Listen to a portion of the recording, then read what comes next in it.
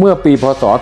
2518 มีงานประกวดพระใหญ่อยู่งานหนึ่งชื่อว่างานศรีนครตอนนั้นมีคนจะเอาพระมาส่งเข้าประกวดคนหนึ่งเป็นตำรวจชื่อร้อยตำรวจเอกอนุชิตโบสยานนท์ถือพระสมเด็จมา1 องค์จะส่งเข้าประกวดเขียดเท้าซึ่งเป็นตาของท่านชัยทัศน์เตชะไพบูลย์เนี่ยเห็นตกใจพระสวยก็ไปกระซิบบอกท่านชัยทัศน์ก็เดินมาหาร้อยตำรวจเอกคนนี้ขอเช่าคุณรู้ไหมปีพศ 2518 เนี่ยทองบาทประมาณ 400 ไม่เกิน 500ร้อยตำรวจเอกอนุชิตโปรเชนนท์ตีพระองค์นั้นในราคา1 ล้านบาทก็ต่อรองกันไปต่อรองกันนานผลสุดท้ายต่อรองจบตรงที่อะไรไหม